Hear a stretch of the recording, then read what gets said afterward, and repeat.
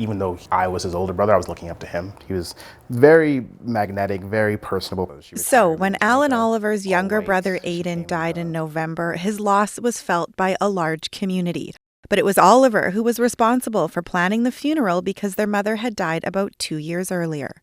The last thing that you want to think about is how you're going to pay for this funeral. You want to put on a good funeral. Then a kind surprise. A family friend set up a GoFundMe page to help with expenses, raising more than $15,000, which Oliver says allowed the family to host a large funeral and give Aidan the send-off he deserved.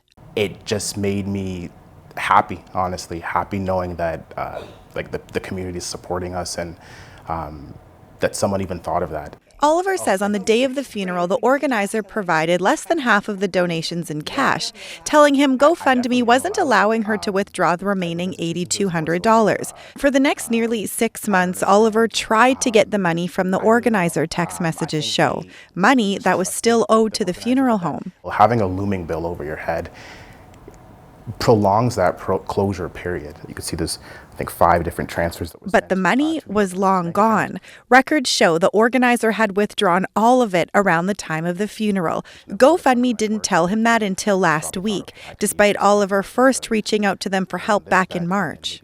My heart was in my stomach. He confronted the organizer. She texted saying she's sorry. She'd gambled away the money. It was devastating to hear that the money was spent and how the money was spent also hurt. CBC Toronto isn't naming the organizer because Oliver received the rest of the money.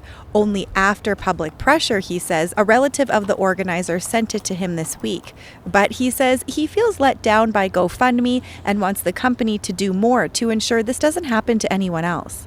I think this is a huge gap in their systems and their policies of how to actually ensure money is being sent to the intended recipient. In a statement, GoFundMe said in the rare case that funds are misused, beneficiaries are protected by the GoFundMe Beneficiary Guarantee, which offers protection if an organizer doesn't deliver funds to the intended recipient. But when Oliver tried that route, GoFundMe told him he first needed to accept a payment plan the organizer was offering, and it would only step in if that wasn't honored.